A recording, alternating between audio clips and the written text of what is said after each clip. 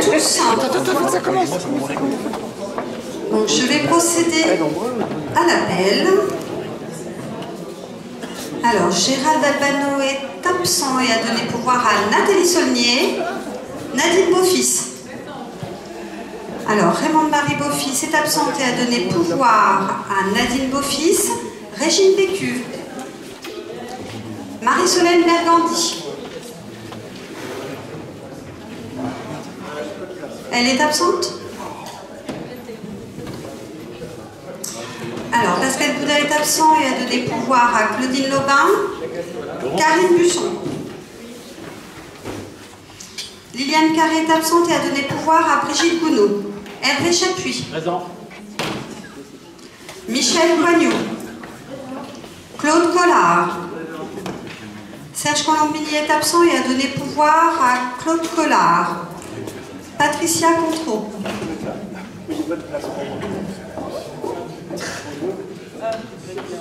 Patrice Corby. Alors, Pascal Couillot est absent et a donné pouvoir à Denis Glaise. Max Davot. Marie-Hélène Fillier est absente et a donné pouvoir à Gisèle Mireux-Auchard. Éric Fleury. Annick Fournier est absente et a donné pouvoir à Roger Moreau. Thierry Gaudin. Jean-Pierre Gérardin. Denis Glaise. Brigitte Gounod. Laurent Grégoire. Présent. Franck Horry. Reynald Huck. Yann Humeau. Ah, mais vous êtes bien là. Faites. Alors, Gaëlle Janot est absente et a donné pouvoir à Patrice Corby. Nathalie Jarre est absente et a donné pouvoir à Fabienne Javon. Claudine Lobin. Pascal Lecomte. Jean-Christophe Letiers. Patrice Masse. Solange Mélin. Élodie Ménard, donc présente. Gisèle Mireux-Auchard. Sylvie Molia. Aurélie Moreau. Roger Moreau. Julie Parise. Michel Péchard est absent et a donné pouvoir à Reynald Huck. Aurélien Pécaud. Présent. Fabien Petit est absent et a donné pouvoir à Pascal Lecomte. Karine Poncelet est absente et a donné pouvoir à Michel Coignot. Michel Rostequano. Présente. Hervé Liotte est absent et a donné pouvoir à Viviane Vassé. Daniel Roy. Nathalie Saulnier. Viviane Vassé. Alain Vavon. Absent. Francis Verpier est absent et a donné pouvoir à Thierry Gaudin. Rosemarie Villermoz. Arnaud Xinte. Présent.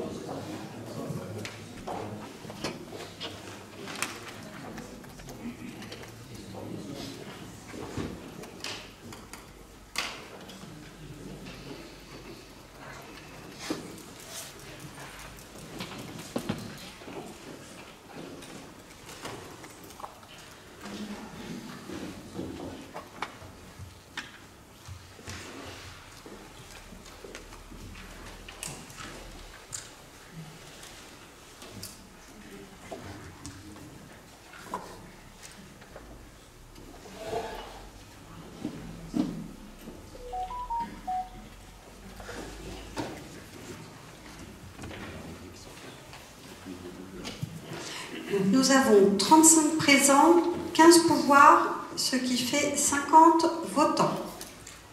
Il me faudrait un secrétaire de séance.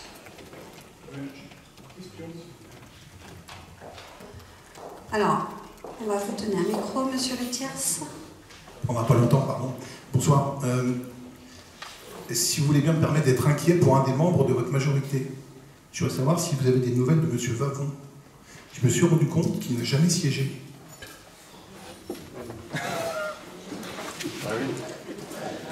Tu vas bien? Oui. Merci. Alors, il me faudra un secrétaire de séance. Alors, Aurélie Moreau, merci.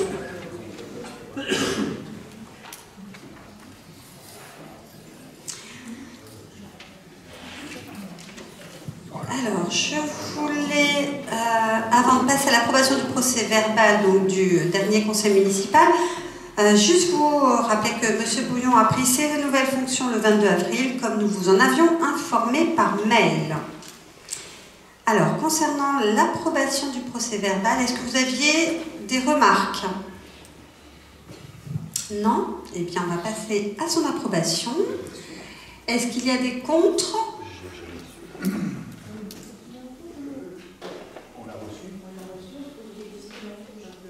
Alors, il est disponible sur le SharePoint, me dit... Bon. Eh bien, nous allons passer à son approbation. Est-ce qu'il y a des contre? Des abstentions? Alors, une, deux abstentions. Je vous remercie. Donc, dans les informations réglementaires, vous aviez donc des régularisations de charges locatives pour les décisions 2024-09-010 et puis donc -011, et il y avait les renonciations au droit de préemption pour la décision 2024-12. Alors, nous allons procéder aux délibérations.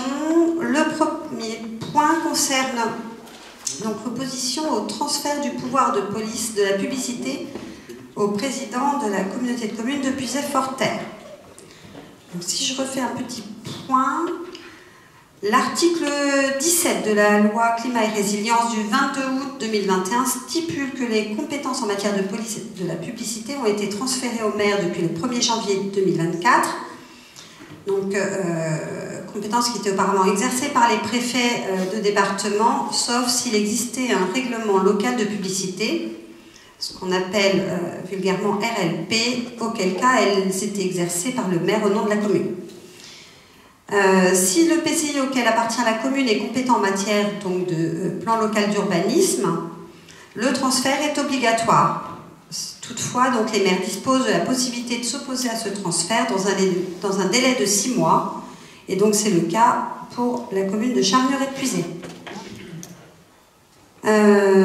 Donc, exercer la police de la publicité sur son territoire, c'est instruire les demandes d'autorisation préalable et réceptionner les déclarations préalables à l'installation, la modification et au remplacement des publicités, des préenseignes et des enseignes.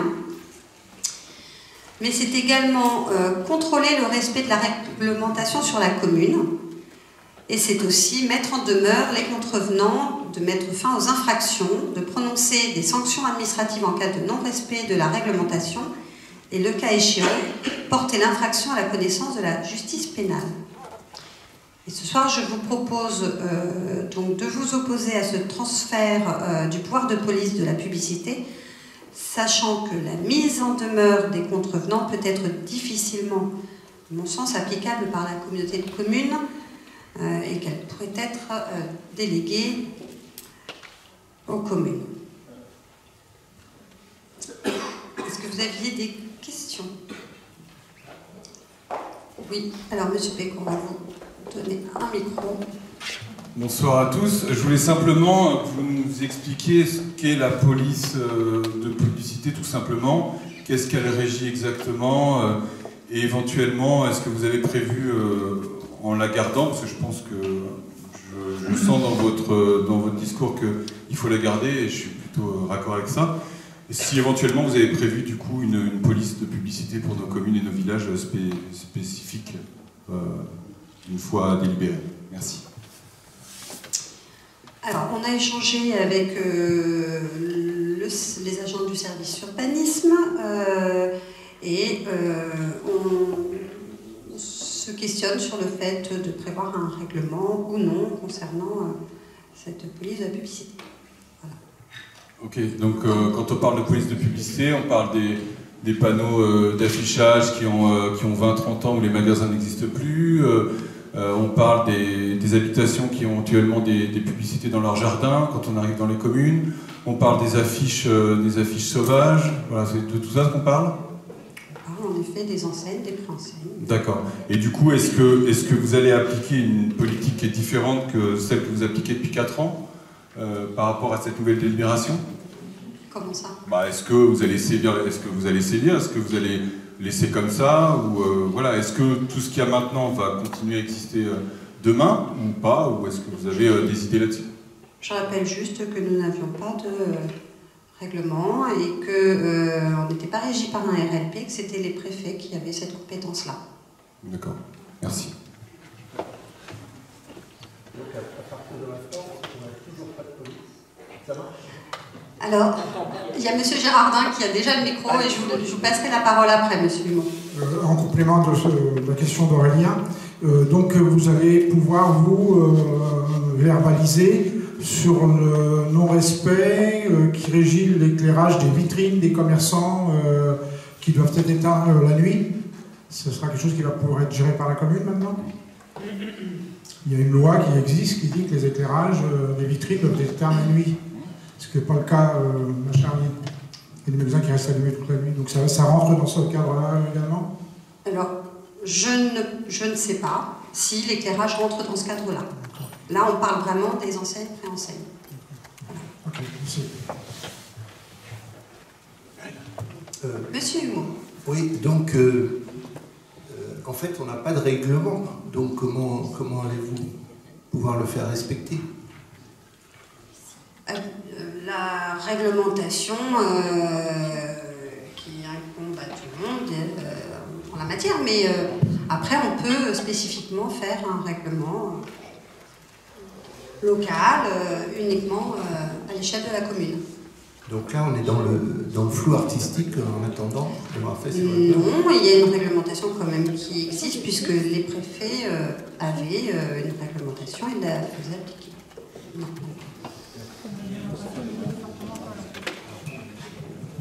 Là, on est uniquement sur le transfert ou non de cette compétence à l'EPCI, donc la communauté de communes de Puisay-Forterre. Voilà. Est-ce que c'est eux qui gèrent cette police de la publicité ou est-ce que nous gardons cette compétence-là? Madame Gounod. Oui, vous avez la compétence depuis le 1er janvier, là. Je crois, hein, c'est ce que vous nous avez dit en conférence des maires.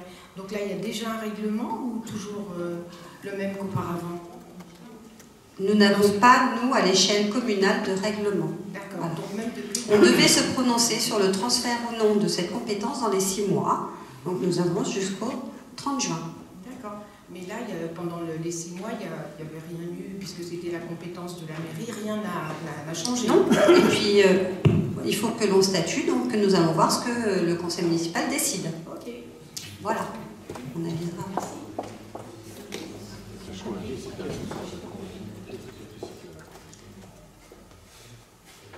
Oui, est-ce que le sujet a été débattu en conseil communautaire? Est-ce que vous en avez parlé ou en bureau des maires communautaires, de communautés de communes? Alors, en conseil communautaire, il ne me semble pas, puisque c'est une compétence qui est transférée obligatoirement et qui prend effet au 1er juillet, sauf si des communes s'y opposent, et auquel cas la compétence elle pourrait être transférée au 1er août. En conférence des maires, alors j'en ai pas le souvenir non plus, mais moi j'ai interpellé le président de la communauté de communes. Son avis, c'est d'accepter cette compétence. À quel niveau? D'accepter comment? D'accepter ce transfert. Au niveau commune ou au niveau interco? Interco. D'accord. Oui, d'accepter le transfert de la police à son profit, au profit de la Comcom. Oui, mais le président de l'Interco n'a pas le pouvoir de police. Ben, du coup, il l'aurait. Cette matière, voilà. Après, en effet, les mises en demeure des contrevenants seraient probablement déléguées aux communes. Parce que...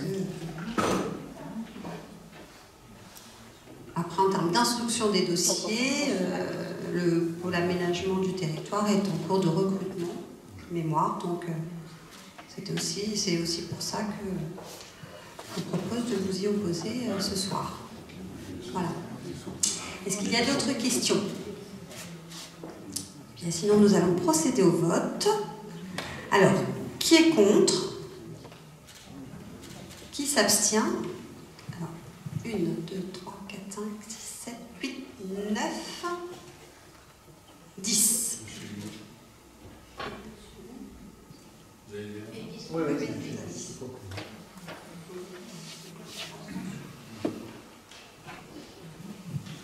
Eh bien, je vous remercie. Alors, le point suivant, donc, ça concerne le patrimoine et c'est une convention de mise à disposition de terrain à la commune par le Centre communal d'action sociale, ce qu'on appelle le CCAS. Et je vais laisser la parole à M. Roy. Oui, bonsoir. Donc, il y a 2 parcelles qui, sur la route de la Motte, correspondent à des terrains sur lesquels sont implantés plusieurs équipements sportifs municipaux.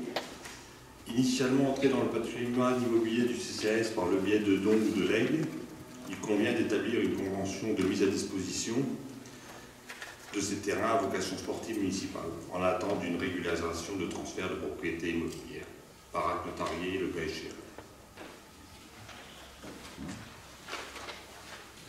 Alors, ce point a reçu un avis favorable de la commission patrimoine le 30 avril dernier. Est-ce que vous avez des questions?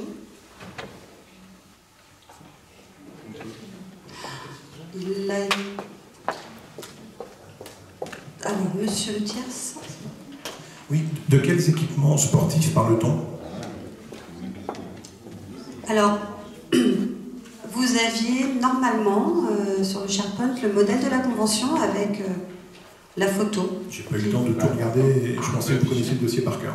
Ah oui, je le connais, donc en effet, vous avez tout l'espace sportif, donc terrain de foot, tennis couvert, futur plateau sportif, et vous avez également la parcelle où il y a la piscine. D'accord, donc en fait, dites-moi si je me trompe, c'était construit à l'époque sur des terrains qui n'étaient pas encore finalement propriété.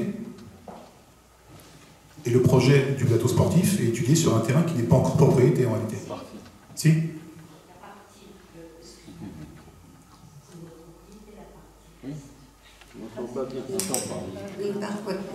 Une partie qui appartenait avant à Gidimat, en effet, fait partie. Mais le reste, la 191 de mémoire, voilà, est une propriété communale. Les 2 autres. Donc terrain de tennis, ouais, des terrains de tennis. Terrain de foot et la piscine. Voilà. Oui, c'est juste une petite précision. C'est vrai qu'on en a parlé en conseil d'administration au CCAS. En gros, c'est la future partie Poon Truck est actuellement sous l'égide du CCAS, entre guillemets. Et la partie plateau sportif handball et piste d'athlétisme est actuellement à la commune, c'est ça, hein? En gros, c'est juste donner l'autorisation à la commune de pouvoir construire sur un terrain qui appartient à la CCAS ou au CCAS. C'est ça, en attente de régulariser la situation. Et puis régulariser les terrains qui sont déjà construits. Voilà, où il y a la piscine et le terrain de tennis couvert. Merci. Alors, Madame Gounod, attendez, on va vous apporter le micro.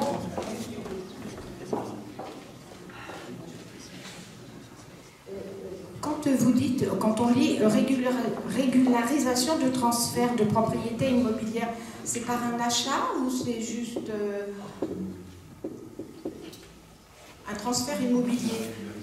Avant, oui, il y aura acte notarié, à savoir, c'est la commune qui rachète ou puisque ça appartenait au CCAS? Il y aura un acte entre le CCAS et la commune. Sans rachat? Non. Si. Ah, ben voilà. Ce sera à déterminer entre les parties et ça fera l'objet d'une prochaine commission. Voilà, pour l'instant, c'est pas estimé. Non. On a fait la demande à France Domaine et je ne sais pas si nous avons déjà reçu, j'ai pas eu connaissance d'un retour pour l'instant, donc voilà. Alors, 1 euro maintenant, on est passé à l'euro. Monsieur Hugo. Nous verrons en fonction, en effet, de la valeur de l'actif, de l'actif ou du passif, peut-être du CCAS. Donc, pour l'instant, je ne m'avancerai pas. Ça pourrait être peut-être à l'euro symbolique, nous en débattrons ensemble en commission.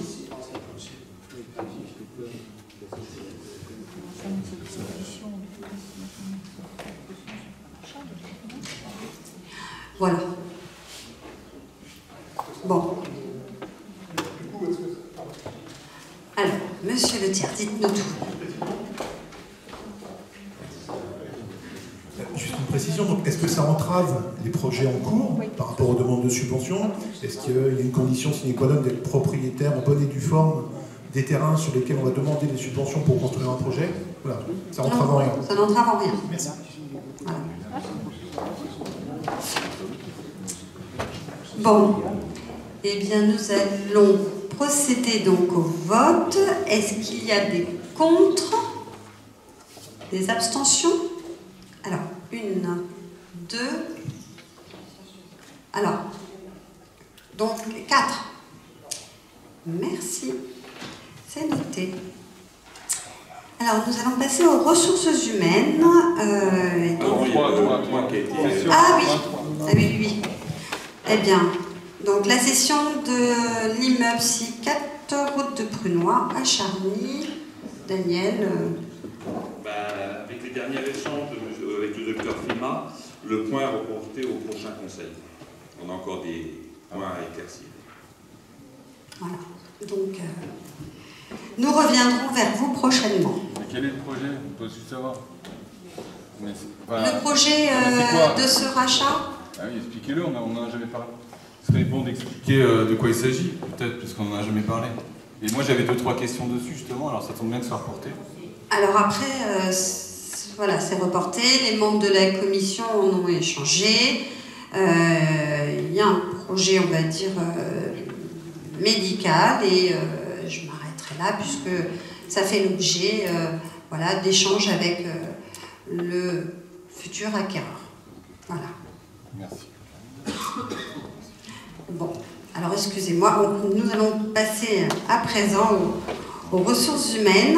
Le premier point, donc, c'est le renouvellement de la convention avec le centre de gestion de Lyon pour la réalisation du rapport social unique pour 2023. Et je vais laisser la parole à Nathalie Saulnier. Donc, depuis plusieurs années, la commune délègue cette mission au centre de gestion 89.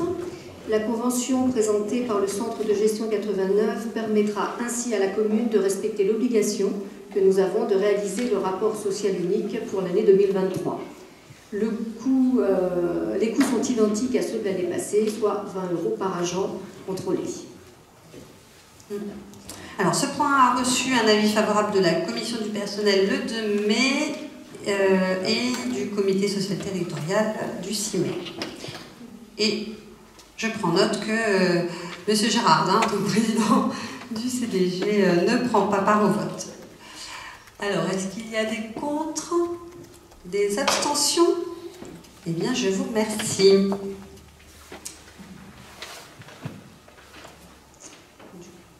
Donc la collectivité ne souhaite pas recruter d'agents et vous propose de supprimer les 3 postes suivants. Maintenir l'inscription de ces emplois en tant que postes vacants au tableau des emplois et des effectifs n'a pas d'intérêt pour la collectivité, puisque tout poste vacant doit être budgété au 012, donc c'est la masse salariale. Donc nous allons passer à la suppression d'un poste d'agent de maîtrise 35-35e. Donc ce point a reçu un avis favorable de la commission du personnel le 2 mai 2024 et du comité social territorial du 6 mai 2024. Est-ce qu'il y a des questions? Bon, eh bien, nous allons procéder au vote. Qui est contre? Qui s'abstient? Je vous remercie. Il y a également la suppression d'un poste d'agent de maîtrise 34-35e. Donc ce point, pareil, a reçu un avis favorable de la commission du personnel le 2 mai et du comité social territorial le 6 mai 2024. Alors, est-ce qu'il y a des contre? Des abstentions? Je vous remercie. Et le 3e poste en suppression est un poste de chargé d'accueil en bibliothèque 35-35e. Et pareil, ce point a reçu un avis favorable de la commission du personnel et du comité social territorial. Est-ce qu'il y a des contre? Des abstentions? Eh bien, je vous remercie. Donc le point suivant, c'est la création d'un poste d'attaché territorial, tout grade à 35e. Donc, compte tenu du souhait de la collectivité de réorganiser les services, il convient de structurer la direction. Les missions support sont indispensables à la commune pour la réussite des services publics. Pour permettre une meilleure synergie dans les dossiers, ressources, la collectivité propose de créer cet emploi de catégorie A sur tous les grades d'attaché territorial ou, le cas échéant, un agent contractuel selon les dispositions de l'article L332-14 ou L332-8 du Code général de la fonction publique, à temps complet ayant la fonction de directeur ou directrice de l'optimisation des ressources. Ce point a reçu un avis favorable de la commission du personnel le 2 mai, du comité social territorial le 6 mai 2024.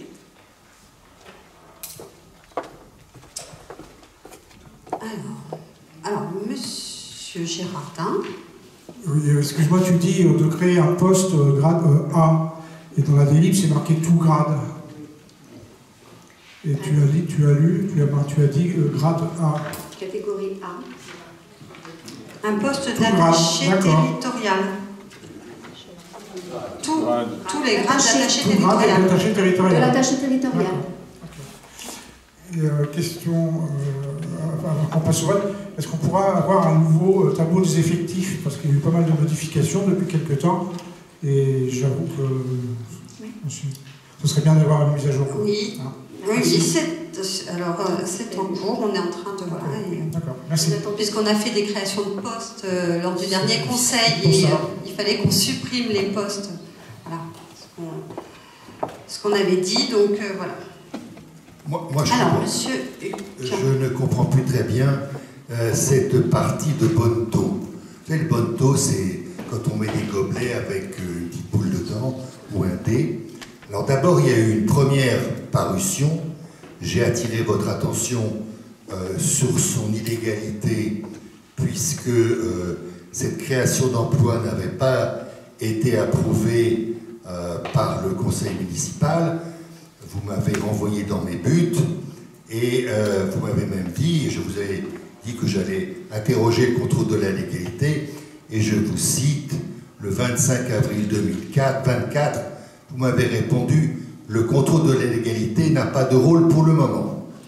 Alors moi, j'ai saisi le contrôle de la légalité, et je vous lis sa réponse, s'il vous plaît. Bonjour, monsieur le conseiller, j'ai eu le service de la commune ce jour au téléphone. J'ai été informé que la publication de l'offre via le centre de gestion était suspendue et que la création de cet emploi allait être mise à jour à l'ordre du jour du prochain conseil. Bon, alors je me dis, bon, ben voilà, et puis, partie de bonneto, on la retrouve immédiatement après, avec un nouveau numéro et de nouvelles dates. Et puis, en commission RH, on nous interroge sur la création d'un poste directeur de l'optimisation des ressources. Et là, maintenant, on ne sait plus ça, c'est autre chose, c'est un globi-boulga ou un tutti-frutti. On nous interroge en conseil sur la création d'un poste d'attaché territorial tout grade. Alors moi, je vais vous dire une chose, je suis ni pour ni contre, mais j'y comprends rien à ce que vous avez fabriqué. Voilà, je vais répondre. Pourquoi on crée un poste d'attaché puisque on doit délibérer sur la création d'un poste selon des grades et pas selon des fonctions. Voilà. Donc après, la mission de l'agent, elle est dans nos échanges et voilà, dans le corps éventuellement de la délibération, mais lorsque l'on crée un poste, c'est par rapport à un grade.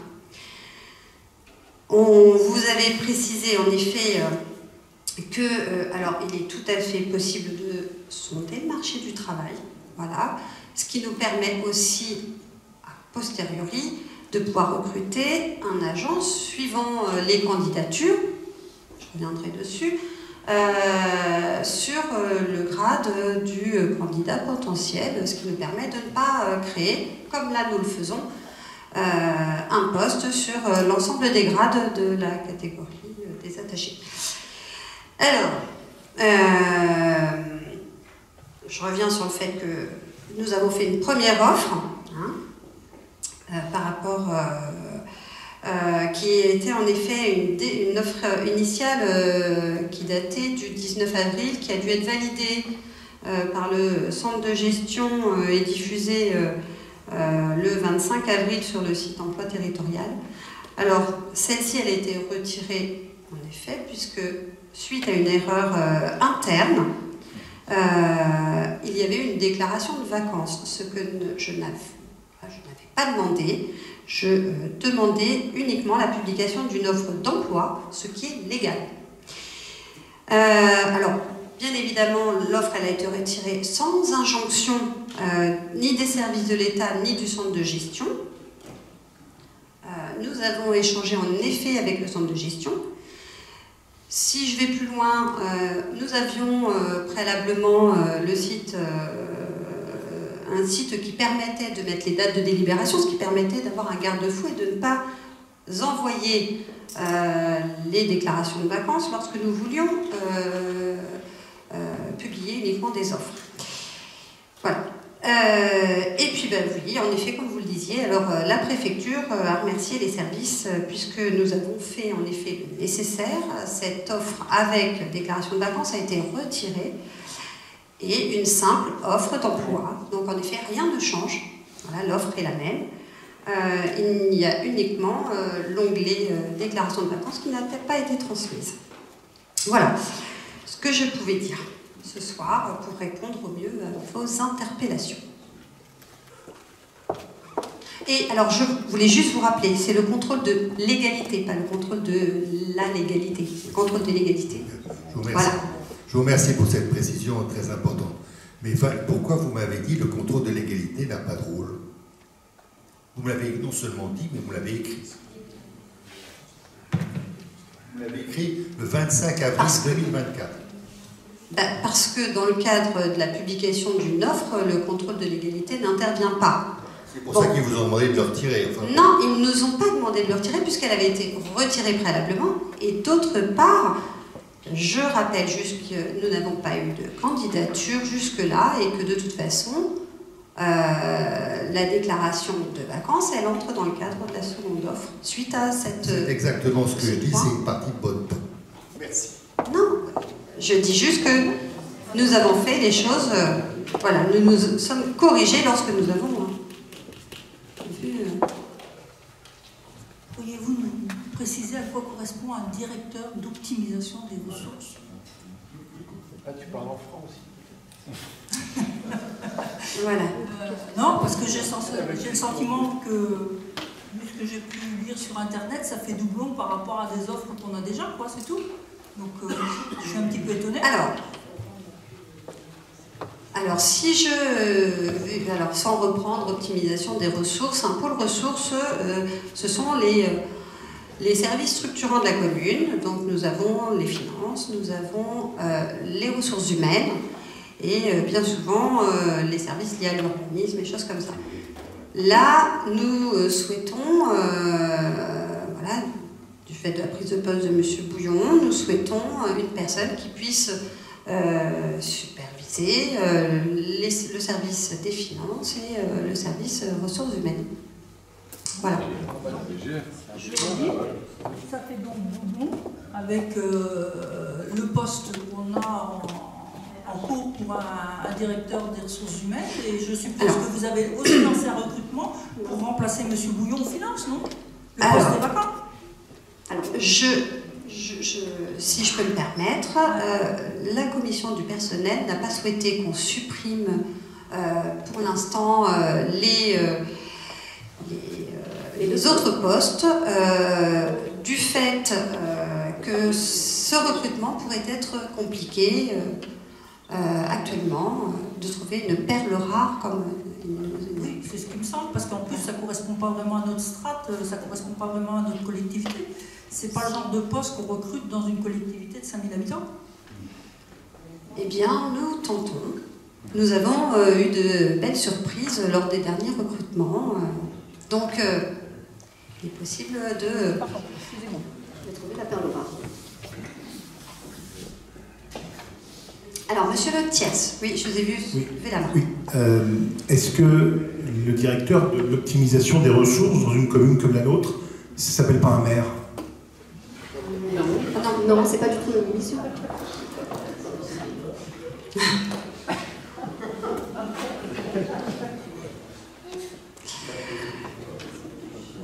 Je vous invite à regarder la publication, monsieur Le Thiers. Eh bien, nous allons procéder au vote. Alors, qui est contre? Alors, oui, qui est contre? Alors, attendez, parce que là, vous commencez à... Allez, 3, 4, 5, 6, 7, 8, 10, 11, 12, 13, 14, 15. J'en ai 15. Alors, il y a 15 contre. Et qui s'abstient?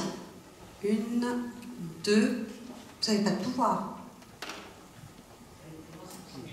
Bon. Eh bien, je vous remercie. Donc, 15 contre et 2 abstentions.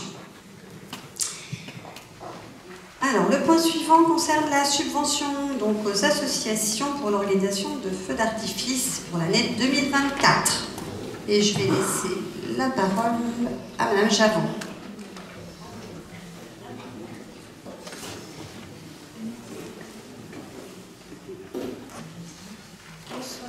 La commune propose d'allouer aux 6 comités des fêtes du territoire recensés, Chenarnoux, Grandchamp, Péreux, Brunois, Saint-Martin-sur-Ouane et Villefranche, une participation financière pour l'organisation de leurs feux d'artifice à hauteur de 1 000 €, sur présentation bien sûr d'un justificatif.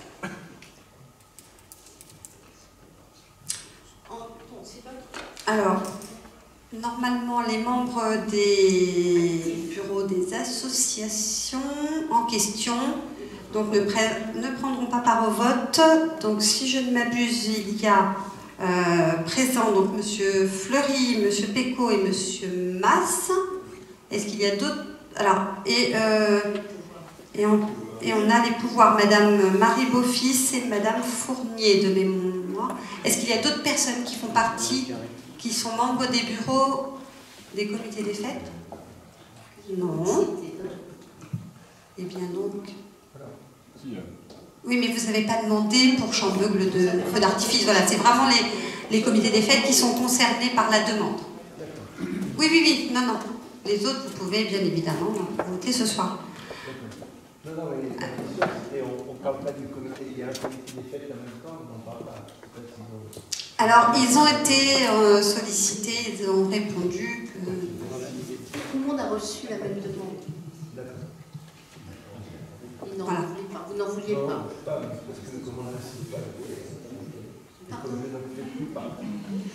D'accord. Non, mais que tous les comités des fêtes... Non, on a le retour. Voilà. Ah. J'avais une petite question, alors je ne vais pas pouvoir prendre part au vote parce que je fais partie effectivement d'une de ces associations. Par contre, je vais participer au débat avant délibération. Juste une petite information, c'est une petite question. Je me réjouis que ces 6 villages vont pouvoir faire un feu d'artifice, enfin en tout cas honorer un feu d'artifice. Alors il est évident que si on veut un feu d'artifice de notre digne de ce nom, il faudra évidemment rajouter un petit peu, même boire beaucoup pour certains. Mais bon, c'est déjà bien. En revanche, je voulais juste savoir si on était dans la même situation que les autres années concernant Charny. Donc, quand on parle d'équité des villages, et vous en parlez souvent, d'équité des villages, d'équité des associations, est-ce que, encore une fois cette année, la commune de Charny-Auray-Puisé financera en totalité le feu d'artifice qui sera tiré à Charny, commune déléguée de Charny-Auray-Puisé? Oui, alors, oui. Et pour quel montant? Et on peut connaître le montant? Alors, c'est... Le montant, vous m'entendez? Si. Bon, c'est bon. Le montant, il est de 5 000. L'année dernière, il était de 4 500. J'ai un budget, et le budget, il n'est pas... Mais c'est un budget global? Pardon? C'est un budget global de la manifestation qui est lié à la fête nationale. Voilà, c'est juste pour information, c'est-à-dire que en termes... Donc il n'y a pas d'équité, hein, le mot d'équité saute encore une fois cette année, mais simplement, donc c'est juste, c'est votre choix, c'est juste un constat. D'accord ? C'est juste un constat. La commune de Charny-Répuisé finance le feu d'artifice de la commune déléguée de Charny, 5 000 €, et les autres communes, donc 6, ont la possibilité de faire un feu d'artifice en leur allouant 1 000 €. Voilà. C'est tout, c'est un constat. Non, vous emballez pas, c'est un constat. Non, arrêtez. Charny, en effet, c'est la centralité. Alors géographiquement, en effet, parce que c'était la commune qui était voilà, chef-lieu de canton, la commune qui a le plus de population, on est d'accord. Le feu d'artifice a pour habitude de se faire sur l'étang de loisirs. Ça reste un terrain communal aussi. C'est-à-dire que bon nombre de feux d'artifice sur les communes déléguées se font sur des terrains privés. Ah bon ? À Villefranche, c'est communal. À Grandchamp, c'est communal. À Saint-Martin, non. Non, mais non. Et là, d'autant plus, nous fêtons toujours la fête nationale. Le feu d'artifice se fête le 14 juillet à Charny. Voilà, c'est historique.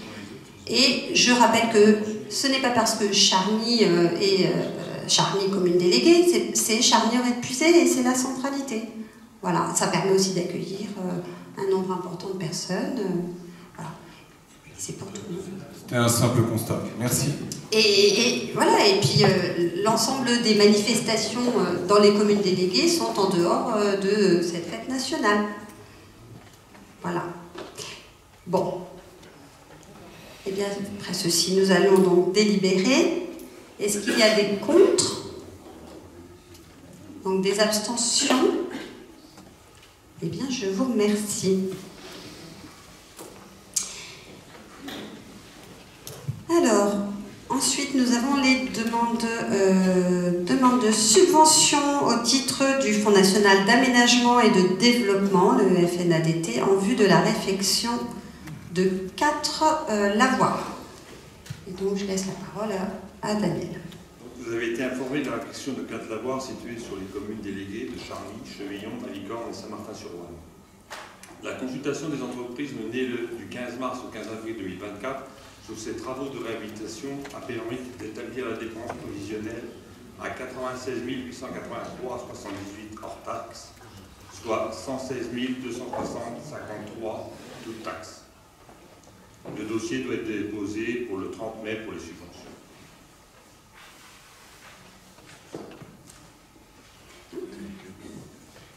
Alors, est-ce que vous avez des questions? Non? Eh bien, nous allons procéder au vote. Qui est contre? Qui s'abstient? Je vous remercie. Alors, le point suivant, c'est l'autorisation à lancer la consultation concernant le renouvellement des aires de jeu communales. Et donc, je laisse la parole à Fabienne. Comme vous en aviez été informé lors du ROB et du vote du budget primitif, il est prévu un renouvellement des aires de jeu pour enfants des 4 villages suivants: Charny, Grandchamp, Marché-Béton et Villefranche. Une enveloppe prévisionnelle est inscrite à hauteur de 100 000 € pour 2024. Le groupe de travail a proposé des choix d'équipement. Dans ce cadre, les documents administratifs et techniques vont être établis, et ce, afin de lancer la consultation des entreprises. Voilà, si vous en êtes d'accord. Est-ce que vous avez des questions? Ah, monsieur Huc. Juste une remarque, j'habite juste en face de l'aire de jeu, enfin, juste en face, au bout du chemin de l'aire de jeu de Marché-Béton. J'ai jamais vu un chat. Maintenant, il y a peut-être des chats qui viennent la nuit. Alors, en tout cas, c'est vrai que les jeux étaient vétustes et ont été retirés pour partie. Donc, il est important aussi de les renouveler. Bon. Eh bien, est-ce qu'il y a des contre? Des abstentions? Eh bien, je vous remercie. Donc, je dois reprendre la parole pour vous parler du plateau sportif. Ah, patienter. Je suis ravie. Écoutez-moi alors. Avant de procéder aux prochaines délibérations, je voulais vous faire un point sur l'avancement du dossier du plateau sportif, et ce, afin de vous donner toutes les clés pour une meilleure prise de décision. Ce projet, ouvert à tous et à toutes les générations, est reconnu par les financeurs comme étant riche, avec beaucoup d'éléments dédiés au sport, aux loisirs et surtout structurants pour le territoire.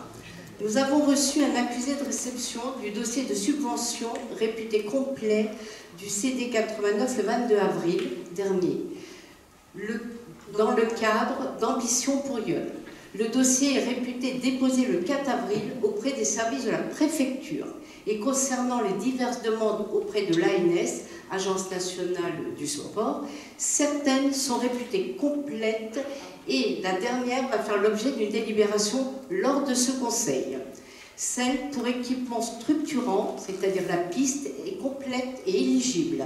Celle pour équipement de proximité, c'est-à-dire basket, trek, agrès, a été déposée et est en cours de traitement.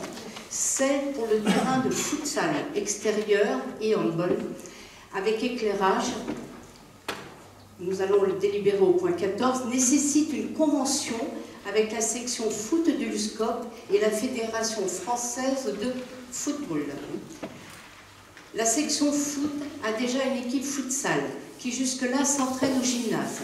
Le revêtement choisi permettra la mutualisation et l'utilisation du terrain par les futsaleurs et les handballeurs, et ainsi désengorger le gymnase. La section foot, seconde section de l'USCOP, en nombre d'adhérents, porte beaucoup d'intérêt à ce nouvel équipement. La signature de cette convention va permettre de solliciter des subventions supplémentaires, ce qui n'est pas négligeable. Toutefois, dans l'intérêt de tous, il faut gérer, au même titre que les équipements existants, l'utilisation de ce plateau sportif. Cela nécessite la signature d'une convention avec le département de Lyon pour ajouter ces futurs équipements au profit des collégiens. Alors juste, si vous me le permettez, je vous propose de délibérer le point numéro 13 qui concerne le bâtiment archive en dernier, et donc de procéder aux délibérations des points 12 qui concernent la signature de la convention avec le département de Lyon pour la mise à disposition d'installations sportives auprès du collège Michel Gondry. Et puis la dernière sur l'approbation du projet de terrain futsal extérieur du plateau sportif municipal avec la demande de subvention auprès de l'ANS. Avant donc ce point numéro 13. Est-ce que vous en êtes d'accord? Est-ce qu'il y a des contre? Des abstentions? On va délibérer pour les points 12 et les points 14 et on fera le point 13 ensuite. Voilà. 13 est dominé des deux autres. Voilà. Oui, Jean-Pierre. Moi, ce qui me surprend, c'est qu'on parle de futsal et de faire un espace extérieur. En définition, le futsal, c'est le foot en salle. Et ça se joue exclusivement en salle. Regardez tous les règlements. Regardez les règlements. La base de ça, c'est des équipes de 5 joueurs et obligatoirement en salle. Eh bien, non. Il y a le futsal extérieur. Il y a les deux. Voilà. Il faudra me montrer les articles alors qui définissent ça. Si, on te fera passer en effet, puisque voilà, nous étions comme toi et nous avons en effet eu connaissance, et c'est pour ça qu'on va délibérer aussi pour ça. La section et ça va désengorger aussi le gymnase et permettre de jouer. Alors donc le point donc, numéro 12, c'est la signature de la convention avec le département pour la mise à disposition de ces futurs équipements, futures installations donc, auprès du collège.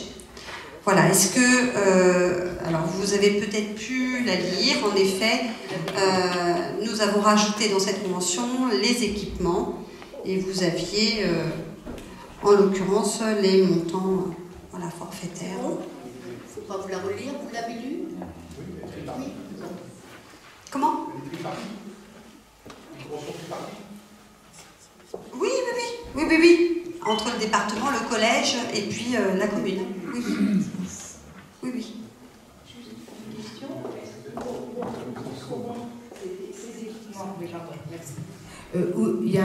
Est-ce que l'on change l'emplacement ou les Non, c'est juste pour dire que nous mettons à disposition le gymnase, le dojo, alors après le futur plateau sportif, quoi, les pistes, les choses comme ça. Voilà, c'était juste pour recenser les équipements. Non, c'était pour mettre à jour. Voilà. On est large au niveau des équipements. Bon, alors est-ce qu'il y a des contre, des abstentions? Alors, je vous remercie. Et donc, le point numéro 14, c'est l'approbation du projet de terrain de futsal extérieur, du plateau sportif, et avec la demande de subvention à l'ANS et dans le cadre, en fait, du plan 5000 équipements de proximité qui est soutenu par la Fédération française de football. Voilà. Moi, franchement, je regrette qu'on ait pas fait une commission pour parler un peu de tout ça, parce que ça arrive un petit peu brutalement. Merci. Ça arrive un petit peu brutalement. Il y a une commission qui se réunit. En général, quand on se réunit, on fait du travail. Mais là, ça tombe comme ça. Alors, je suis d'accord, monsieur Humeau, mais il y a les informations, elles arrivent aussi au fur et à mesure. C'est vrai que j'aurais pu faire une commission en plus, mais bon, des commissions, j'en ai fait relativement souvent. Hein, vous pouvez regarder, je vois énormément de commissions. Là, ils ont peut-être besoin. Pour un dossier comme ça, sachez qu'on travaille dessus. Sachant qu'à chaque fois on travaille, oui. On n'est pas négatif, on travaille. Et là, je découvre. Non, mais ça ne vous change rien, monsieur Humeau. Tout reste intact, comme on vient de dire à Mme Bruno. On ne change rien. Vous connaissez parfaitement le plateau sportif. On en a bien assez parlé en commission. C'est qu'une histoire, là, on jongle pour faire cette délibération pour l'ANS, c'est tout. Nous sommes en recherche de subventions, donc on s'adapte à tout ce qu'il faut. C'est tout. C'est une adaptation par rapport aux recherches de subventions. Alors je regrette, j'aurais peut-être dû faire, mais il faudrait que j'en fasse une tous les jours. Je ne vous regrette pas de vous adapter.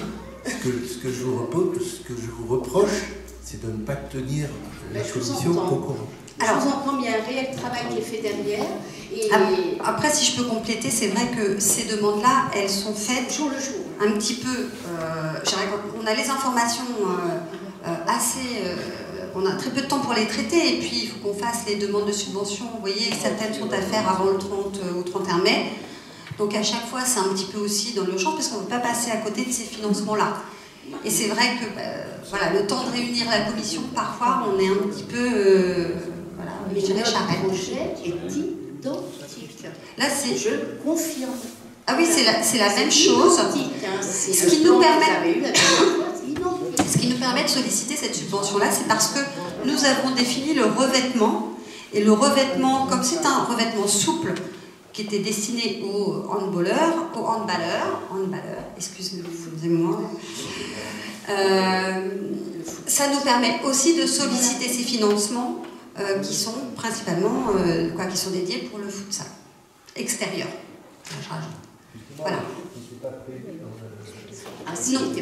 Alors pas le foot en gazon synthétique et pas le foot en béton. Voilà, on avait choisi en effet la version avec un sol souple. Voilà. Eh bien, on délibère ce soir pour pouvoir solliciter en effet l'Agence nationale du sport. Voilà. Et on a l'appui de la Fédération française. Vous avez réjouir avec un grand plaisir que vous avez tous les accords de principe des financeurs pour le cadre technique ce soir. Alors, les dossiers sont, comme on vous l'a dit, hein, vous avez fait la petite liste sur les dossiers qui sont réputés déposés, les dossiers qui sont réputés complets, éligibles. Voilà, donc on a certaines informations, on ne les a pas toutes. Voilà. Et donc, voilà, nous attendons les retours. Et dans le planning des travaux, je crois que certaines choses commencent très rapidement. Oui. Demain, le 21. J'ai vu que sur le 21, je crois, ou semaine 21, c'est pas ça? Le 20. Non, mais c'est pas ça. Alors, on est aujourd'hui le 21, j'ai pas vu de pelle. Hein.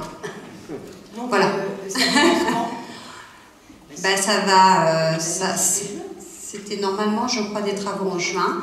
Et puis, nous attendons, en effet, déjà, nous ne pouvons pas... c'est pas avant, non? Nous ne pouvons pas commencer puisque nous n'avons pas envoyé cette demande de subvention. Voilà, c'est pour ça. Vous commencez Donc, pas... tant que nous n'avons pas envoyé celle-ci... Donc, vous ne commencez pas, comme vous avez dit peut-être, on ne commence pas tant que vous n'avez pas les subventions. Enfin, les accords de principe. Tant que nous n'avons pas, en effet, les dossiers réputés complets. Voilà. Voilà. Moi, je voudrais rebondir sur ce qu'a dit Yann Humeau à propos des commissions, puisque c'est effectivement le point qui a été soulevé. Et dans vos promesses électorales, le point numéro 5, c'était les sujets seront traités en commission avec des comptes rendus mis à la disposition de tous les élus. Alors ça, les comptes rendus, peut-on s'en battre, avant le Conseil, de façon à ce que chacun puisse voter en connaissance de cause. Un secrétaire sera désigné et le président de la commission présentera des conclusions en les motivant avec quelques chiffres pour permettre d'appréhender les enjeux et les arbitrages. Fin de commentaire. Merci, monsieur. Bon. Allez, nous allons procéder au vote. Alors, qui est contre? Alors, 1, 2, 3, 4, 5. Donc 5 contre cette demande de subvention. Alors, abstention. Qui s'abstient? 1, 2. Je vous remercie. Eh bien, du coup, nous allons terminer avec, avec le point 13 que j'ai. Et donc, c'est la demande de subvention à la région Bourgogne-Franche-Comté, donc dans le cadre du dispositif Éphiologie, pour le financement des études de maîtrise d'œuvre de réhabilitation de l'ancienne trésorerie en pôle archives municipales.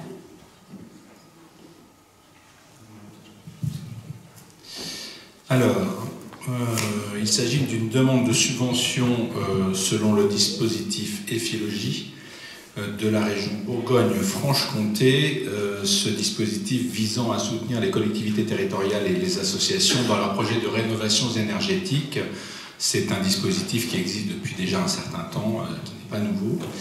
Pour les communes de moins de 5000 habitants, le gain de consommation énergétique doit atteindre l'objectif de 40% sur la base du critère bâtiment basse consommation. Le projet de réhabilitation de l'ancienne trésorerie de Charny en pôle archives municipal pourrait être éligible à cette aide, sous réserve de consommation énergétique liée aux contraintes techniques de conservation des archives, c'est-à-dire la température, l'hygrométrie, la ventilation, sachant que ces 40% correspondent aussi à un objectif du décret tertiaire qu'on va devoir respecter, puisque cette parcelle sur laquelle est installée l'ancienne trésorerie est juste à côté d'un certain nombre d'autres parcelles qui dépassent les 1000 m² et donc qui sont sujettes à ce décret tertiaire. Une subvention d'un montant de 30% du coût des études de conception plafonnée à 30 000 € peut être sollicitée auprès de la région Bourgogne-Franche-Comté, qui fournit dans le cadre de ce dispositif un accompagnement complémentaire permettant de conforter le maître d'ouvrage dans sa démarche. Ce qui fait un plan de financement pour ces études de la maîtrise, un total de 102 894, 30% dans la limite de 30 000 €, ce qui fait que ça fait un petit peu moins que 30% sur le total, 29%, et un autofinancement de 72 894. Avez-vous des questions?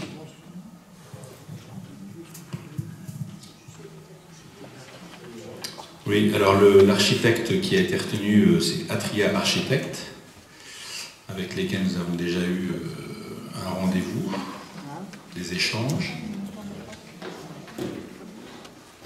Oui, monsieur Le Thiers. Oui, je me demandais si c'était la meilleure offre quand vous étiez en train de répondre, que vous aviez choisi un cabinet avec lequel vous avez déjà travaillé. Peut-on savoir les critères? La rapidité, la réactivité Qu'est-ce qui vous a poussé à choisir ce cabinet?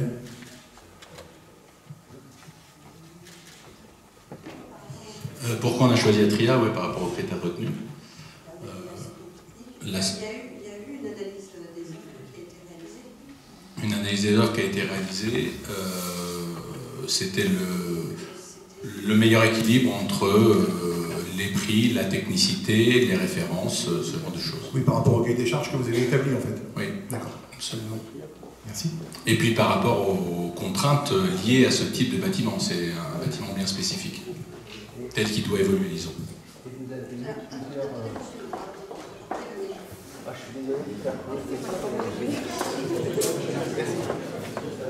Et en fait, il y avait plusieurs cabinets candidats. On avait Kidam et Atria, on a eu 2 réponses. Et on a eu une réunion avec Kidam il y a quelques temps, dont j'ai pas bien compris l'objet, parce que ça parlait à la fois de la trésorerie, à la fois de la culture. J'ai pas bien compris. C'est-à-dire qu'ils ont, oui, parce qu'ils avaient répondu à l'appel d'offres selon l'accord cadre AMO avec la communauté de communes, sur à la fois le bâtiment archive et la culture, puisque souvenez-vous, la DETR qui avait été accordée de 250 000 € il y a quelques années était liée à un pôle culturel / bâtiment archive. Suite à ça, la préfecture, bien qu'acceptant l'idée de pouvoir réfléchir, avait quand même demandé qu'on fasse une sorte d'étude programmatique ou d'envisager quelque chose du côté culturel, ce qui est maintenant sous la forme d'un plan de guide culturel. C'est pourquoi on a eu la réunion la dernière fois.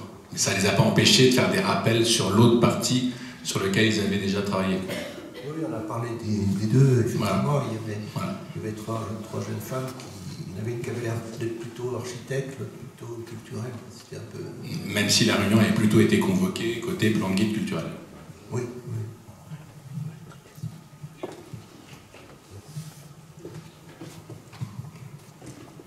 Concernant ces archives, là vous aviez parlé, la première remarque, là on était sur un budget de 650 000, il me semble, sur le bâtiment. 675. Combien 675. Hors taxe. Donc grosso modo, les frais d'études, là ça représente un peu plus de 15% du montant de l'opération. C'est pas le sujet de ma question. Vous nous aviez parlé, M. Xin, que vous aviez des soucis par rapport aux fondations du bâtiment. Est-ce que vous avez trouvé des réponses? Est-ce que ça va engendrer des surcoûts?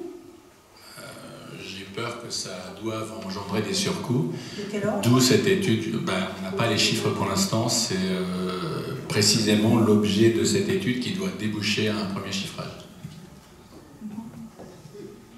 Dans les 675 000 de budget,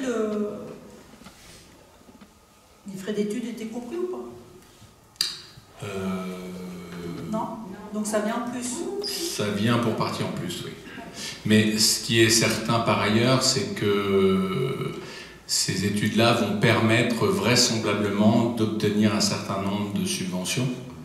De la même façon qu'on a Ephilogie pour la partie études, ces 30% que je viens de vous proposer, l'intérêt c'est de pouvoir tenter de dépasser ces 40% d'économie et donc d'avoir accès à un certain nombre d'autres financements comme les fonds verts. Les premières discussions qu'on a eues tentent à nous conforter dans ce sens, même si rien n'est fait tant qu'on n'a pas de signature. Malgré le fait que les fonds verts ont été diminués de plus de 200 millions d'euros cette année. Je pense que vous n'aurez pas de mal à faire plus de 40% d'économie d'énergie vu l'état du bâtiment. Je suis assez d'accord avec vous, mais sait-on jamais. En tout cas, restons prudents, mais je pense que ça nous permettrait, en tout cas, de financer une bonne partie du surcoût. Mais ça, on vous en parlera quand on aura des chiffres plus précis.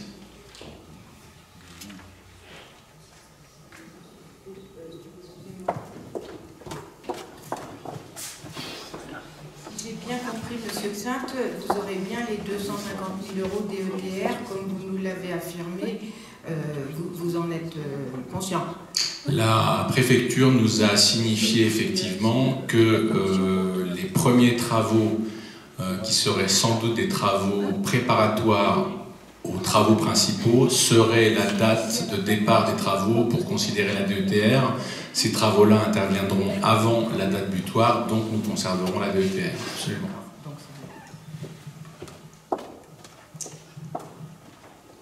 Bon. Alors. Le cabinet Altria, il est de quel département? Auxerre. Lyon. D'accord. Bon, s'il n'y a plus de questions, alors nous allons procéder au vote. Qui est contre? Qui s'abstient? Bien, je vous remercie.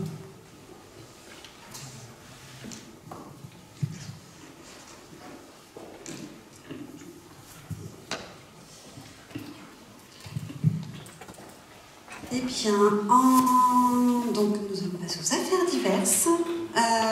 Je vous rappelle, vous avez dû recevoir une invitation par mail sur l'inauguration de l'arbre du jumelage, donc dimanche prochain, hein, le 26 mai, donc à 11h30, ici même, tout le moins devant. Je vous rappelle également, n'oubliez pas les prochaines élections européennes, le 9 juin prochain. Alors, donc, ouverture des bureaux de vote de 8h à 18h. Si vous souhaitez tenir les bureaux, je vous invite à vous faire recenser auprès de vos maires délégués. Un petit peu plus loin, eh bien, donc, nous aurons cette année le Vacances-Sport 2024. Donc c'est Sport Tremplin Puy-Safort-Terre qui interviendra pour nos jeunes du 22 au 26 juillet de 14h à 17h au gymnase. Et puis le prochain conseil municipal qui se tiendra le 9 juillet 2024. Voilà, moi j'en ai terminé. Ah, allez. Alors, Monsieur Péco, vous êtes juste à côté. Alors, merci pour ce calendrier. J'espérais qu'il y avait d'autres affaires diverses, je ne sais pas, sur la commune, parce qu'on ne s'est pas vu depuis 2 mois quand même, mais bon. Lyon Républicaine s'est fait l'écho le 15 mai dernier d'une aide qu'on allait toucher, 500 000 €. Alors, rendez-vous compte, il y a plein d'habitants qui se sont dit c'est formidable, on va recevoir 500 000 € cash. Ce n'est pas exactement comme ça que ça va se passer. Vous avez dans cet article honoré ces 500 000 € en disant que c'était un privilège, et c'est vrai, hein, l'argent qui arrive de la région, on n'est évidemment pas s'en priver. En revanche, je vous avais dit qu'on avait des projets et qu'on en fera bon usage. Ma question, elle est simple. Je voulais savoir, en fonction de la convention cadre pour la revitalisation de la commune, sur quel projet pourrait porter ces 500 000 €. Alors, je n'ai pas répondu ouvertement, puisque pour l'instant, j'attends des retours sur l'éligibilité de ce financement sur l'un ou les projets. Voilà. Donc, je vous en tiendrai informé, j'attends juste les retours de la région. D'accord. En fait, quand vous avez signé cette convention cadre avec la région, ils ne vous ont pas demandé potentiellement de montrer des projets qui seraient potentiellement éligibles. Ils vous ont dit... c'est en lien avec les PVD, les petites villes de demain, donc forcément ils ont connaissance de nos projets. D'accord, donc en fait, le tableau qu'on avait reçu il y a 2 ans, 2 ans, c'est ce qui leur a permis de nous mettre éligibles. D'accord, merci. En fait, dans la convention, il est indiqué qu'il sera réalisé et animé un projet global stratégique de revitalisation. Si je comprends bien, dans la convention, ça ne peut concerner que Charny-Bourg. Est-ce que vous me le confirmez? Est-ce que ces 500 000 ne profiteront qu'à Charny, commune déléguée, parce que Centre-Bourg? Alors, à l'heure actuelle, je ne peux pas vous répondre. Ah, pourtant,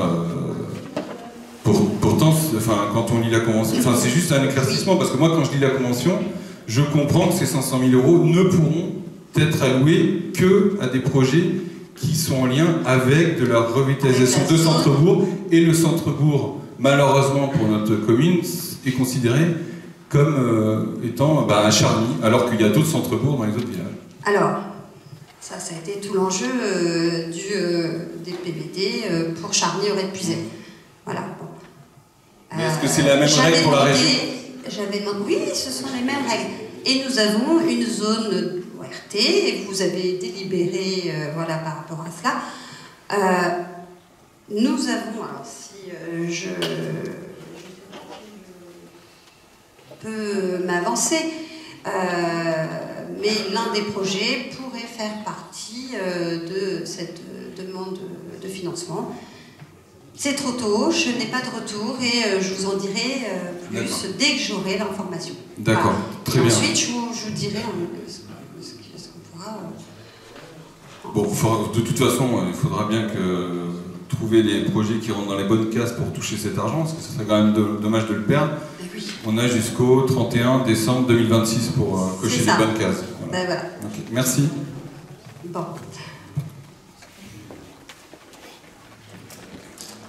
Allez, alors Monsieur Le Thiès, oui, vous avez un mot.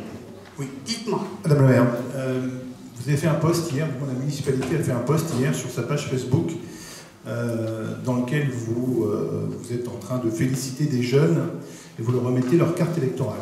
Même apparemment fendu d'un discours pour leur expliquer comment fonctionnait la démocratie et autres. Très bien. Mais au-delà de tout ça, vous avez oublié de parler d'un certain nombre de jeunes, et d'autres personnes d'ailleurs, qui se sont vus perdre, qui ne sont pas encore au courant, leur droit de vote pour le 9 juin prochain aux élections européennes que vous rappeliez tout à l'heure. Je fais partie de la commission de la révision des listes électorales et j'étais stupéfait d'apprendre il y a quelques jours, donc on avait en effet 318 radiés, normalement, avec hélas, décès, avec des gens qui ont déménagé, beaucoup d'ailleurs, et d'autres personnes, donc 245, j'ai noté, qui en fait se sont vus radiés parce qu'ils n'ont pas répondu à un courrier que vous auriez envoyé, qu'ils n'ont peut-être pas reçu. Et là, il y a un vrai problème. Il y a un vrai problème parce que déjà, d'une, ces gens ne sont pas au courant qu'ils sont radiés. Deux, il y a des gens qui travaillent, Charlie, des jeunes que je connais, d'ailleurs qui étaient stupéfaits d'apprendre ça, parce qu'en fait, ils ont toujours voté ici. Le seul défaut qu'ils ont, c'est qu'ils ne sont pas connus de leur maire délégué. Ils travaillent quelques fois la semaine. Je vous dis ce que j'ai entendu et la façon dont ça a été révisé. Voilà, on y viendra après si vous voulez. Vous ne pouvez pas dire ça, alors, monsieur le Thiers. vous m'expliquerez. Mais en réalité, donc, moi j'invite tous ces gens-là en fait à s'opposer à ça, à intervenir, non pas se mobiliser, mais se mobiliser auprès des tribunaux, puisqu'il y a une partie de faute de la municipalité. Et au-delà de tout ça, vous avez méprisé une partie de la population en disant voilà, ces gens-là en fait on ne sait pas qui c'est, bien qu'ils habitent ici, donc on va leur envoyer un courrier pour savoir s'ils habitent toujours là. Alors sur des bases que j'ai entendues qui me paraissent incroyables, de gens qui habitent ou qui habiteraient encore chez leurs parents ou qui auraient déménagé, certains ont fait 500 mètres, mais ils sont rayés, certains votent ici, depuis tout le temps, mais on a proposé de les rayer. Voilà. Donc il y a une méconnaissance du territoire de la part des maires délégués, ou du moins de certains, puisqu'on expliquait que les maires délégués avaient vu une liste et l'avaient coché ou non. Voilà. Donc ça c'est une catastrophe. Je ne laisserai pas ça ici. Il y a des actions en cours au sein de la préfecture, au sein du tribunal d'instance, en fait anciennement d'instance. Mais il y a des recours possibles, donc je tenais à informer ces gens-là. Il faut absolument contacter la mairie, nous contacter nous. Même les groupes d'opposition dans l'ensemble sont capables de les orienter. Mais il ne faut pas laisser ça comme ça, c'est énorme. Et c'est vraiment un signal donné aux gens qui habitent Charny qu'on se fout d'eux. Non. Alors, monsieur Le Thiers,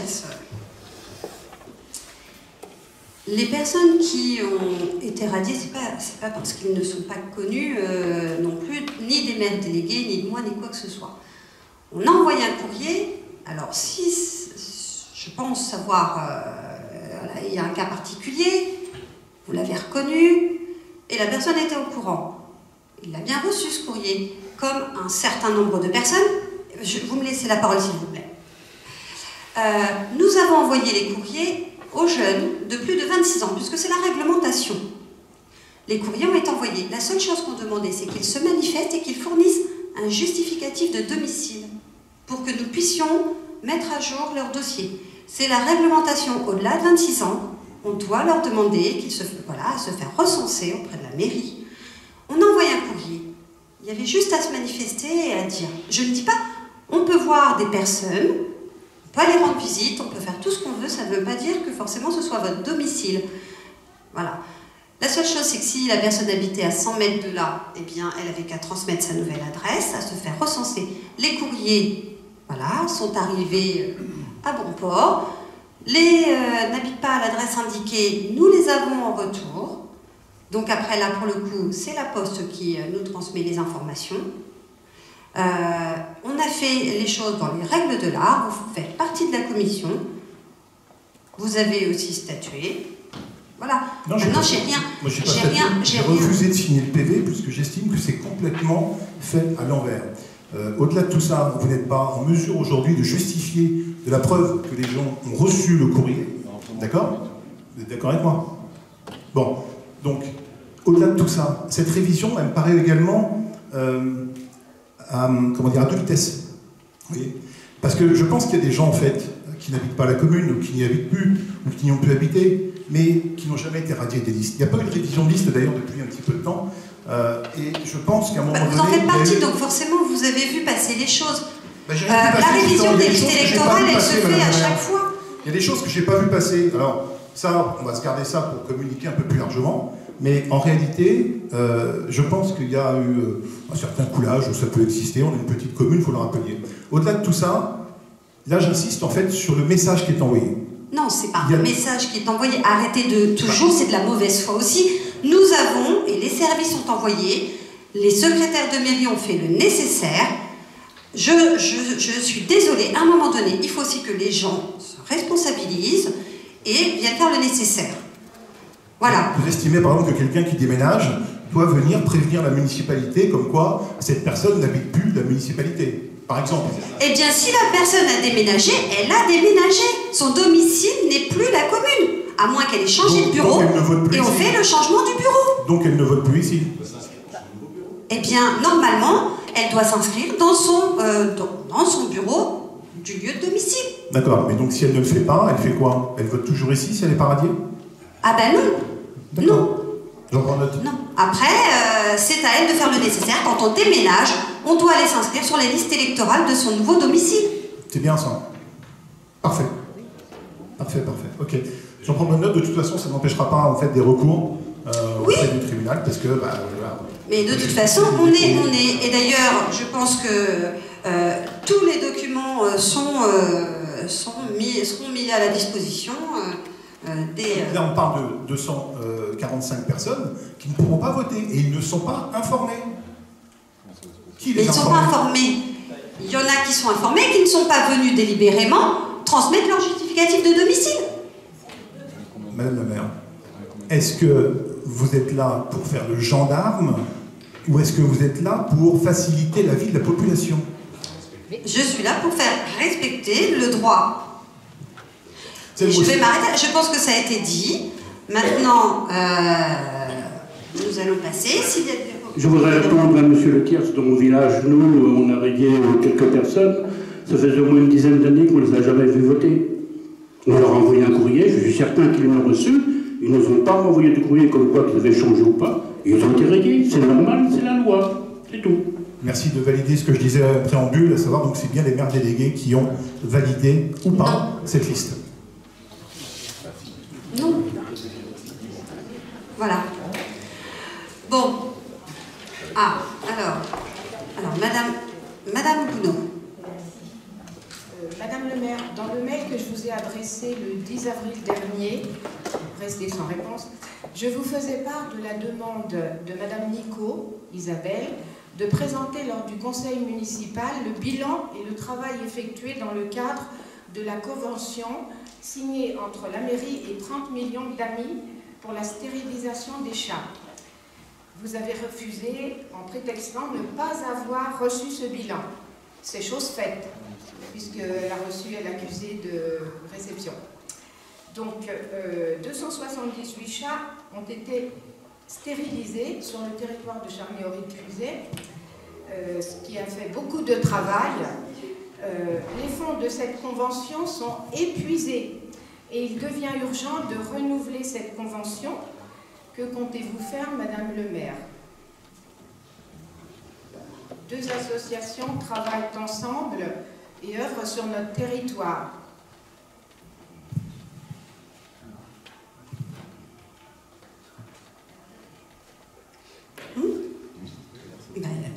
On attend.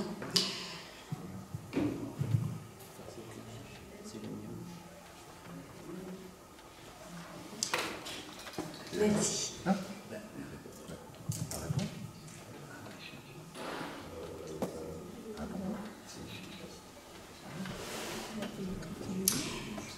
Alors, oui, j'ai eu un petit...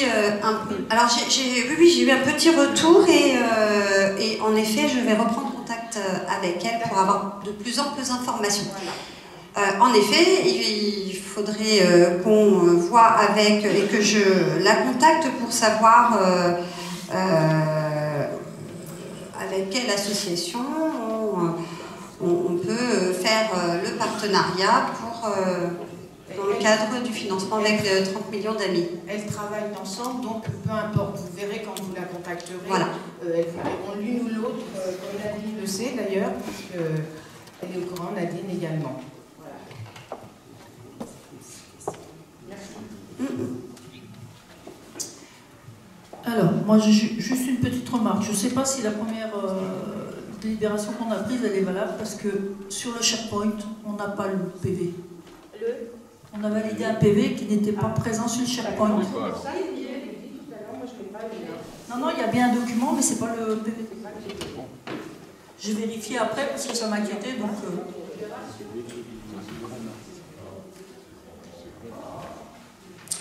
Eh bien, on va regarder en direct.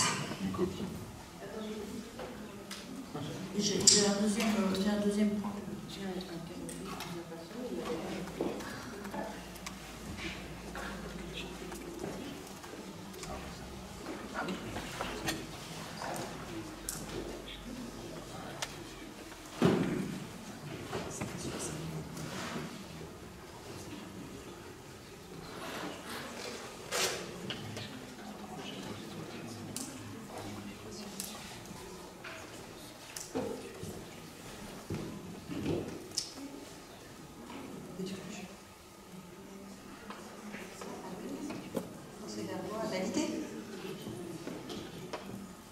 Oui, il y a bien le répertoire, mais dedans, c'est pas un procès-verbal qu'il y a. Ah ben moi, à l'écran, je sais pas. C'est le registre des délibérations? Ouais. Oui, ben c'est ce qui vaut au procès-verbal, oui, oui. Ah bon? C'est depuis la dernière réglementation, il n'y a plus les comptes rendus et les PV, voilà. Je n'ai rien dit. Ah. Non, non, mais c'est pas... Non, non, mais c'est très bien, c'est très bien de... Alors, oui. Non, mais attends, j'ai pas fini. Bah vas-y si tu veux intervenir. Alors. À ce propos, je me suis exprimé il y a très longtemps. En fait, il n'y a pas de compte-rendu des conseils municipaux. Il y a juste une liste des délibérations. C'est-à-dire ce que vous avez dit, mesdames, messieurs, n'a aucune importance, ne compte que le résultat du vote. Et comme le vote n'est pas détaillé, c'est soit unanimité, soit majorité. Donc c'est pour ça que je m'abstiens à chaque compte-rendu des délibérations. Enfin, c'est pas un compte-rendu, c'est résultat des délibérations. Il n'y a pas que ça, il y a des commentaires aussi. Oui. Des commentaires, et puis il y a nombre d'abstentions, nombre de contre. Oui. Ben oui. Mais le nombre des votants... Mais parce que après, ce sont... C'est à demander.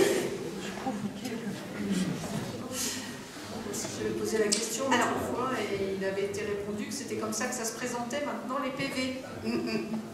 Voilà ce qui avait été répondu. Oui, oui. Il y a à l'unanimité où il y a le nombre d'abstentions, le nombre de contre. Après, quand il est demandé, où il faut qu'on marque nominativement les noms, il faut que ce soit demandé. Ça serait peut-être bien de nous demander de valider le registre des délibérations plutôt que de nous demander de valider le PV.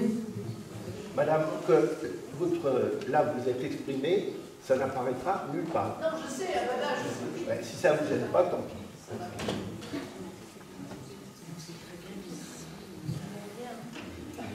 C'est une proposition que je fais, hein, c'est pour éviter... Alors, après, c'est pas comme ça que ça se mentionne, mais bon, on peut toujours essayer de regarder, on va se renseigner sur... Alors, le deuxième point que je voulais évoquer, je fais partie de l'association NOB, donc Numérique Aurait Puisé. On a discuté la semaine dernière sur les différentes façons qu'on pouvait avoir pour informer un maximum nos habitants. Et donc j'ai demandé à ce que soit envoyée une invitation au maire délégué, je pense que vous l'avez toutes et tous reçu, hein, parce qu'on souhaite en fait vous présenter nos actions.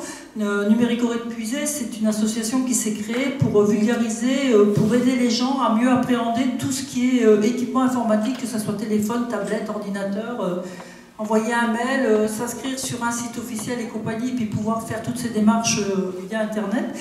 On s'aperçoit qu'en fait, les personnes qui fréquentent notre réunion hebdomadaire du mercredi sont essentiellement des personnes de Charny. Et donc, on souhaiterait déjà présenter nos actions au niveau des maires délégués, parce qu'on pense que les maires délégués seraient un beau relais auprès de la population pour essayer de faire venir du monde plus de personnes, parce que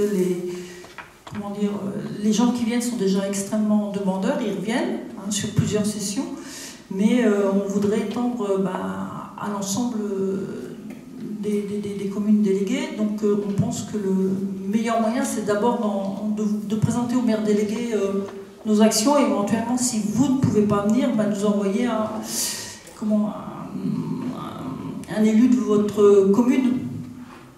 Mais c'est juste pour vous dire pourquoi vous avez reçu ce mail-là, parce que je suis à l'origine de la demande, parce qu'on cherche des solutions justement pour informer plus largement la population, et je pense que nos maires délégués seraient de très bons relais. Voilà, merci. Nous souhaiterons, oui, je suis d'accord avec vous, Brigitte, nous, ce qu'on souhaiterait, c'est éventuellement, avec l'accord des différents partis, de Mme Ménard et des maires délégués, éventuellement d'évoquer la possibilité de se déplacer sur les communes déléguées sur l'année prochaine. Voilà. Mais il faut d'abord qu'on vous présente nos actions, avant de parler de se déplacer sur les communes déléguées. Voilà.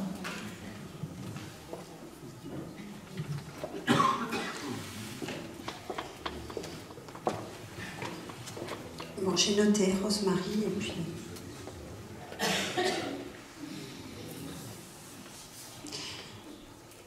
Oui, Monsieur Péco. Un questionnement. Certains habitants à Charny, commune déléguée ou autre d'ailleurs, ont eu la surprise un jour, en allant récupérer leur voiture, de trouver une contravention sur leur pare-brise, alors qu'en fait, depuis des années, ils se garaient à cet endroit-là et qu'ils n'en ont jamais eu. Ma question est simple, je voulais savoir si, du jour au lendemain, donc au bout de 4 ans et demi de mandat, vous aviez décidé d'une nouvelle politique de police au sein de la commune tout entière. Voilà. En dehors des stationnements gênants, des personnes qui abusent beaucoup, voilà. On a eu un incident et maintenant, eh bien, il faut aussi qu'on en prenne les mesures. Ça reste de ma responsabilité. Voilà. Et donc, eh bien, il faut aussi... Alors, on fait de la prévention quand même, où on prévient en effet qu'il est interdit de se garer sur les trottoirs, là où il y a aussi des bateaux. Sur les voies de circulation où il y a des bateaux, à certaines distances, des carrefours, voilà, et qu'il y a, je pense, à mon sens en tout cas, je ne parle peut-être pas de tous les villages, mais que sur Charny-Auray-Puisay, une déléguée de Charny, il y a aussi des parkings qui servent au stationnement des véhicules. Voilà, donc oui, il y a une réglementation. Là, il faut aussi qu'on la fasse appliquer, même si ça fait des années, et bien que ça n'était pas respecté. J'ai en effet connaissance d'un cas où il y a eu très peu, pour le coup, d'échanges, voilà, j'ai pu voir avec le service de la police municipale, mais depuis, on fait quand même de la prévention, on explique les choses aux gens. Donc après, s'il y a verbalisation, c'est qu'ils le font en leur âme et conscience, on va dire. Voilà. Mais...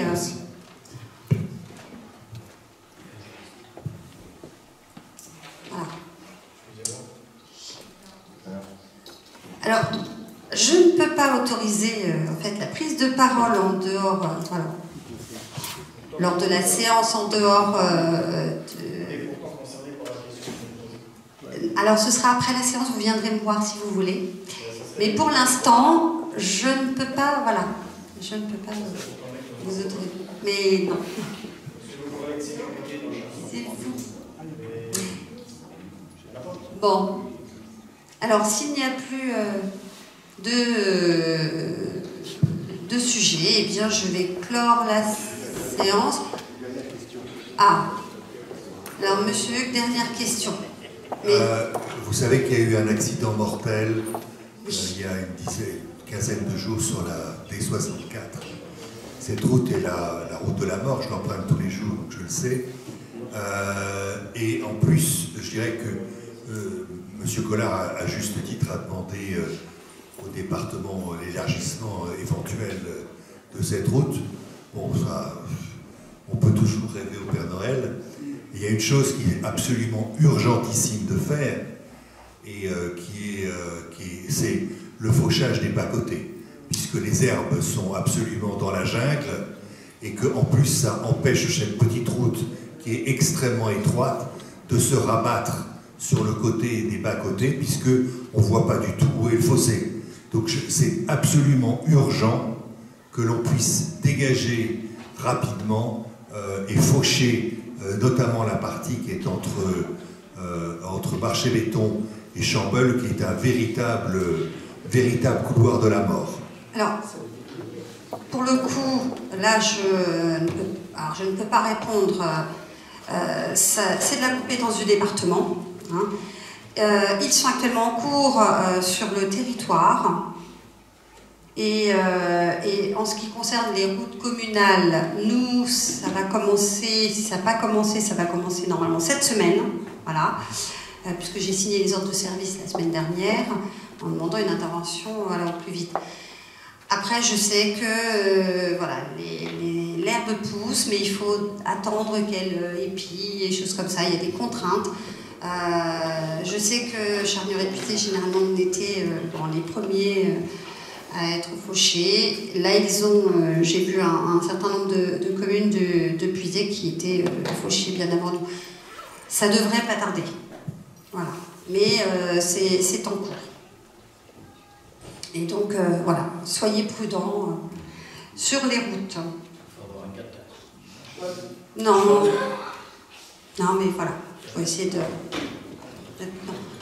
Bon, s'il n'y a plus de sujets abordés, eh bien, je vous souhaite une bonne soirée. Et puis, je vous dis donc au 9 juillet. Voilà. Bonne soirée.